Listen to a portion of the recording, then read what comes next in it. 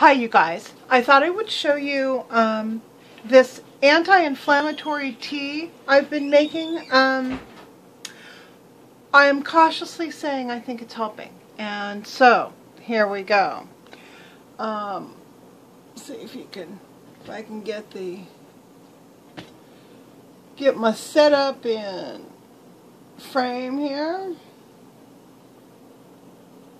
There we go. So I just simply grate my roots. There we go. I grate them into a bowl, and I start with turmeric. This is a turmeric root right here. I'm going to grate about half of this.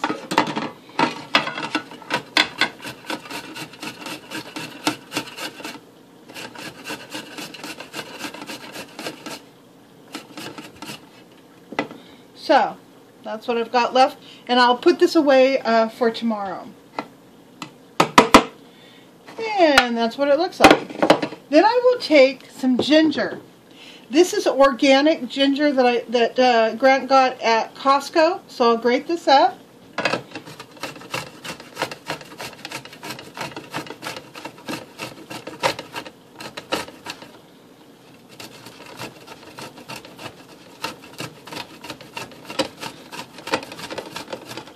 I'm pretty good at grating things without hurting myself, but if you're not, you can mince it up if you want, or put it in your food processor or some kind of food grinder, whatever. I'm just used to using my ancient old grater, so at least till I get to a certain point. Part of why I leave the skin on the root, incidentally, is because it gives me a little bit of protection between my fingers and the grater. So there, and I go about that thick, and then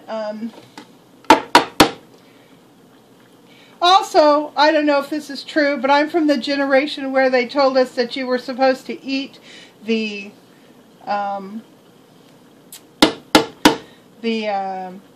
skins from your fruits and vegetables, because that's where all the vitamins were. I don't know if that's true, really, but I'm still doing it.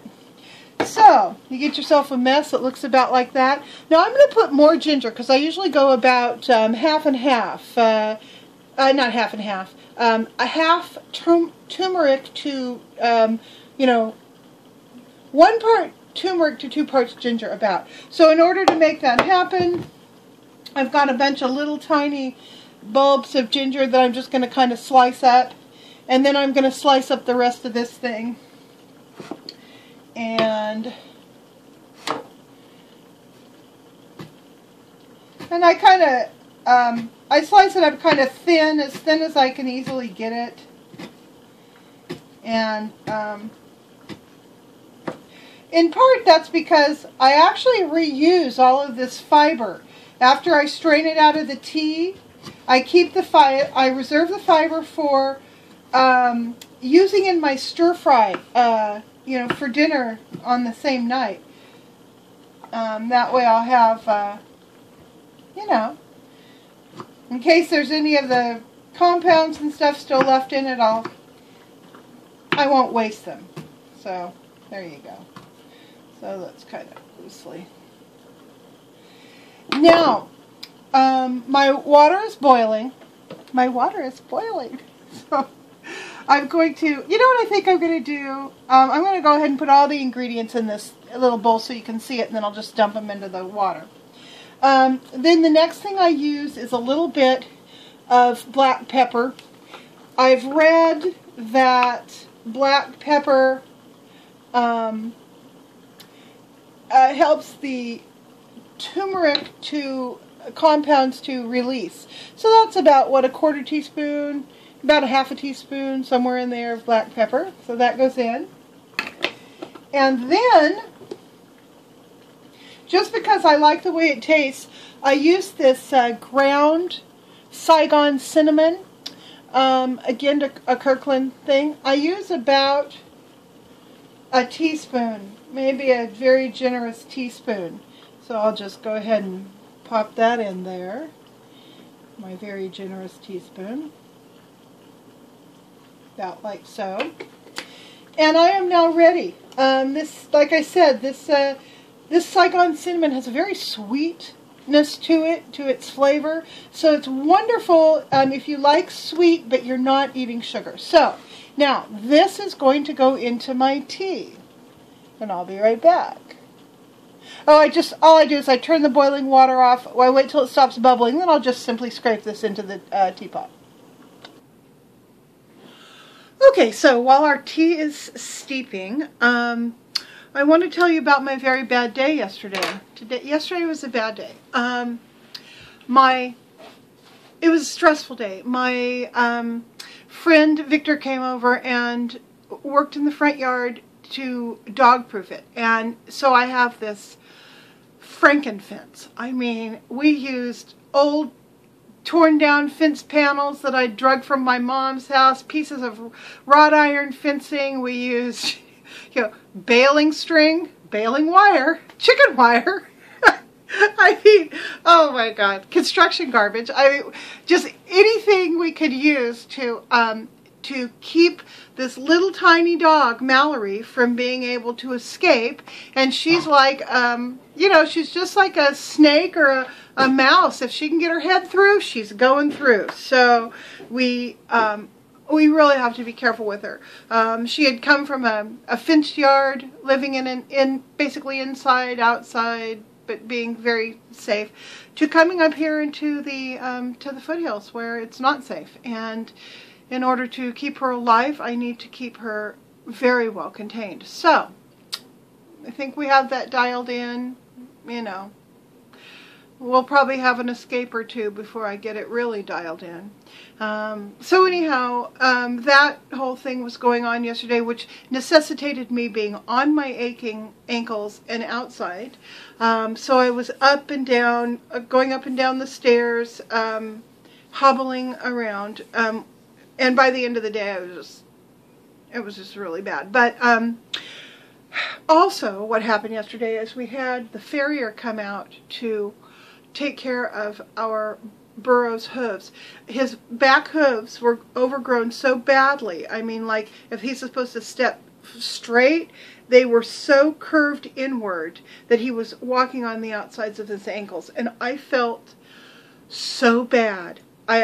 We noticed it a couple of days ago, and I got a hold of a guy who would come out the following day, which was yesterday. I don't know how I could be so preoccupied with my own crap that I'm not even paying attention to my burro, who I know needs to have his hooves done because he has that problem. He's had that problem ever since I moved in here, and he was here when I moved in, and I feel awful. I feel so like, it's like coming home and realizing that, you've left your baby all alone on the floor while you were out smoking crack or something. I mean, it's the same kind of feeling of, oh my God, how could I not notice this, this responsibility that I have? How could I just walk away from it and not notice it? And there are lots of reasons why that happened, but reasons are not excuses. And so I felt real bad. So anyhow, I was, just feeling awful yesterday. And the farrier came and went, and I finally was in the house for the night with Grant, and he had the fire going and all that, and I'm sitting in my chair, and I'm not feeling good, And I had eaten my regular food through the day, my regular breakfast and my regular lunch. And so what I should have done was I should have come in and stir-fried my broccoli and, made a nice hearty hot dinner for myself. But what I did instead is I ate potato chips. I ate, I don't know, about this much potato chips. And then I thought, okay, that's fine, I'm cool, I'm done. Then I thought, well, no, I'm not. So I ate about 20 little chocolate chips. Okay, I'm done. That's fine. I'm still okay.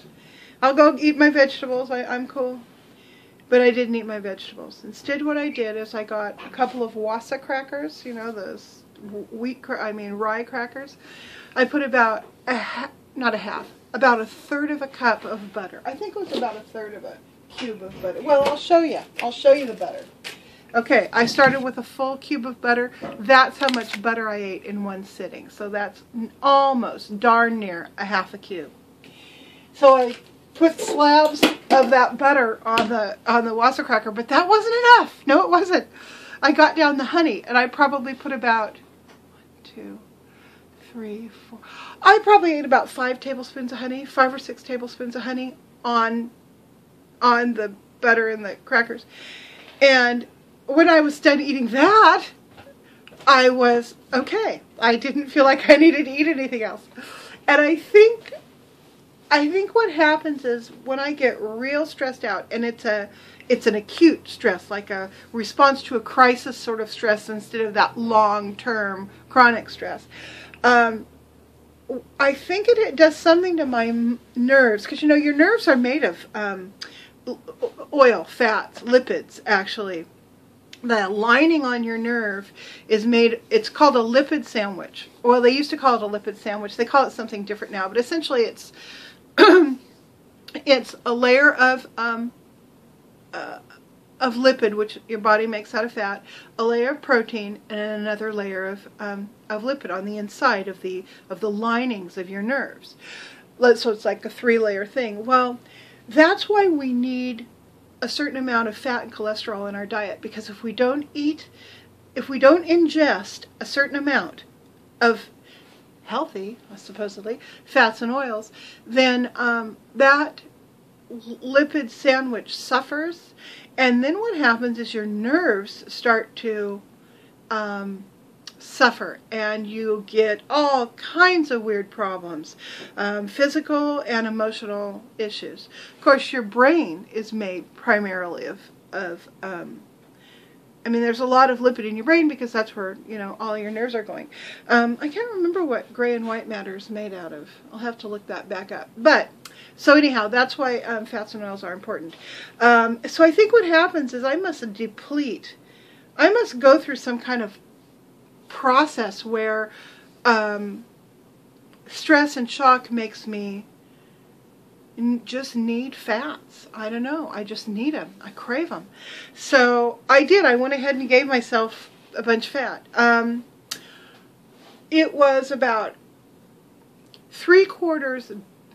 I'm not even going to say it was a binge, because I was very careful. I knew exactly what I wanted to put on my plate. It was more of a compulsion. It was about 3/4 compulsion and about 1/4 of my mind kind of knowing what I was doing. So I did that. So, you know, I probably ended up eating maybe 2 days worth of my regular caloric intake, and much, much more than I would normally eat of fats. And I think maybe that's part of what's going on. I'm not eating, you know, I'm eating eggs. But that's about it. And then I get some coconut oil when I stir fry my vegetables. So my fat intake is real low, and my sugar intake is almost nothing. So I don't know. My body just seemed, it just rose up and said, this is what I want tonight. So I gave it to it. Well, and now I'm up. It's the next day. I slept like a baby. I slept wonderfully. I didn't get up one time last night. And I'm feeling good. I'm feeling energetic. My ankles are killing me, but from the ankles up, man, I feel great. So I'm going to go back to my regular, you know, my regular eating, and I'll probably do that for another 2 or 3 days, and then I may have another accident with fats. I don't know. but here's the point. I'm being aware. I'm thinking about what I'm doing, even as I'm doing something that seems crazy, like eating a half a cube of butter. And, you know, just taking this whole thing one step at a time. So, our tea, I think, is steeped, so I'm going to go ahead and show you what we do next. Okay, so the first thing I do is I take this very, very, very big mug that I bought at a local craft show. We have people up here on the hill that make these. And then this, you know, ridiculously oversized strainer, because it's the only one I own. And I pour in a cup's worth of the tea, trying not to spill too much of it. And I strain, whoa, that was not smart. but that's okay. I'm not functioning real well right now. Okay. Alright, so there we go. I've got my strained cup of tea. Then I put my strainer into the pan. I pour the rest of the plant material through that. Give it a little and then this goes back in my little bowl. Okay. And the residual of the tea I just put back in here. And I will come and fill my, when I'm done drinking my cup of tea, I will fill it up. And finish this morning. Okay, so this is what I have left over. This I'll put in the refrigerator for use in my food tonight. And so, let's come back over here. I'm going to sit down and talk at you for a second. Okay. Alright, so here we go. Here is my tea. Okay, let me tell you what it smells like.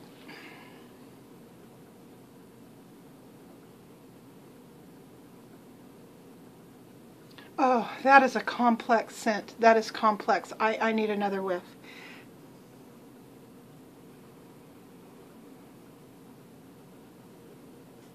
Okay, okay. It smells like a garden path around a home, in the back garden of a home, in the counties of England. Let me see if I can figure out which county.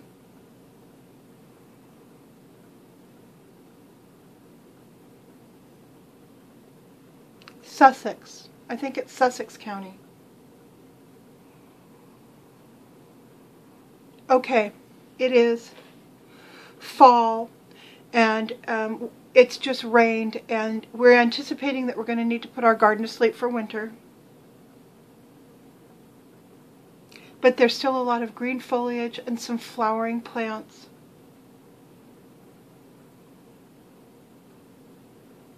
And the path is made of brick. The house is made of stone.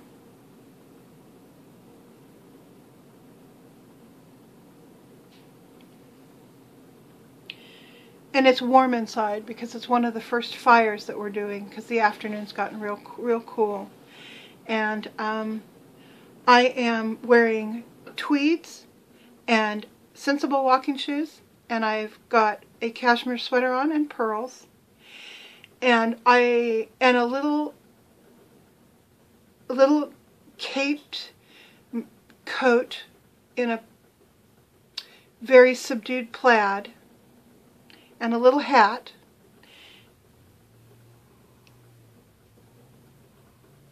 and I'm aching. I cannot wait to get back inside my house and sit in front of my fire with my little dog and my book, my ancient book on botany that was handed down from my great-great-grandfather. That's what it smells like. That's what it smells like. Okay, let's see what it tastes like.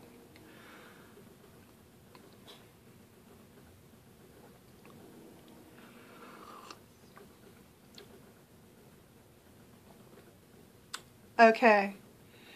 It tastes like I just settled down with my botany book, and the telephone rang. Not the cell phone, but the telephone. An old telephone. Rotary dial telephone. I mean, it's present day, but I still have a telephone. It's old.